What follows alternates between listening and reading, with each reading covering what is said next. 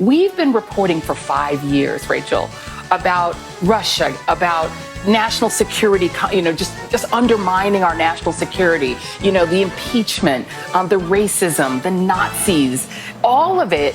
Welcome to this week's Wacky Moments of Leftist Extremism. So there was a presidential election this week, and as of the moment that I'm recording this, we still don't know the final results, and it's a tight race, which is not what the media wanted you to think. The New York Times took to Twitter nice and early, ready to take on the mantle of declaring the winner. Of course, they were also publishing an article touting a Biden blowout with 400 electoral votes before the election, because that seems really reasonable to them. So it didn't happen, and the leftist media are cheesed. MSNBC can't believe that their biased negative reporting on President Trump didn't create the disgust they wanted. I mean, they have been working to sow Trump hatred for years. It's aggravating. And I think partly, and I said this last night, I do think it's because we've been reporting for 5 years, Rachel, about Russia, about national security, just undermining our national security, the impeachment, the racism, the Nazis, all of it, and then COVID laying on top of it, felt like a repudiation was coming. Sure. And I think even though we intellectually understand what America is at its base, right, that there is a great amount of racism, anti-blackness, anti-wokeness. Racism and anti-wokeness. That's the reason for everything that doesn't go their way over at MSNBC. On ABC, they're upset because many people were ignoring their 4 years of hateful coverage of the president as well. I mean, for the past 4 years, this president has shown us that he is a misogynist, that he is homophobic, that he is racist, and that he mismanaged a coronavirus pandemic to the tune of over 250,000 American deaths. Yet 50% of America saw all of that and looked the other way to their brothers and their sisters and said, I'm going to vote for him anyway. And that is really disheartening, because for me, that means that you are selfish. You see, it's selfish to vote for an administration that will help you and your family do better. But I will say that that tells me that they will look the other way to that kind of behavior, to the plight of their fellow Americans, if personally they feel that they are doing okay and that they will do better under that type of presidency. And that, I think, is despicable. Why would you want you and your fellow Americans to do better? I mean, that's despicable. You're never going to get socialism if people keep doing better here in America. That segment brought to you by Humana. The humanity.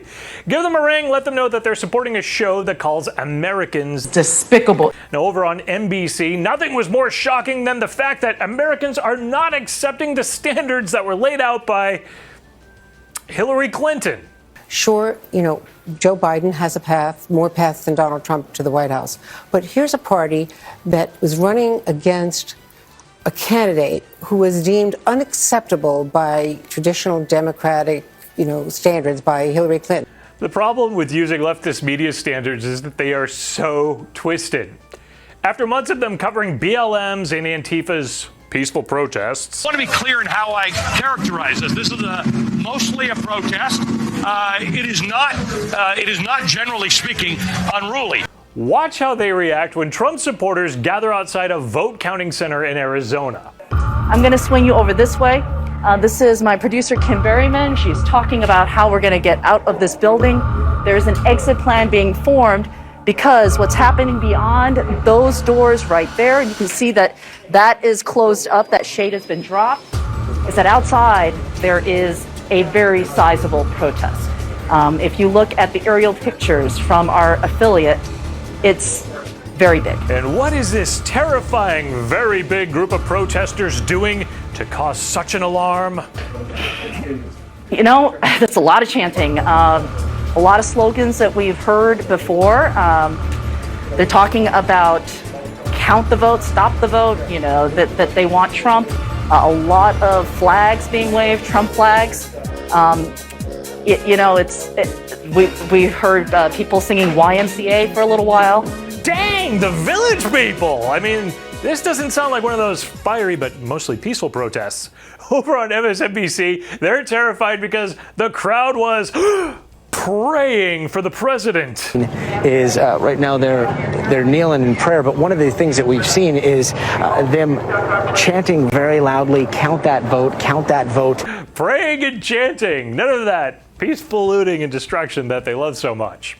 But despite the legal challenges and the counts still coming in and the recounts that are to be expected, the media are calling for Joe Biden to embrace a victory. Now that's the actual words of ABC anchor and former Clinton mouthpiece, George Stephanopoulos. I mean, we haven't projected enough states to get over 270 yet.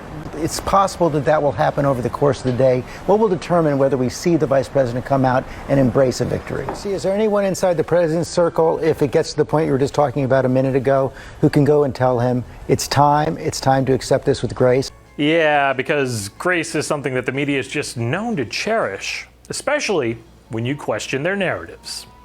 That is the president of the United States. That is the most powerful person in the world. And we see him like an obese turtle on his back, flailing in the hot sun.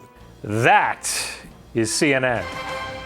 I'm Eric Shiner for MRC-TV. Please visit the MRC store, shop for some cool conservative gear there. Visit MRCTV.org for more great videos and blogs. Like and share and subscribe on social media. We'll be back with more leftist media madness next week.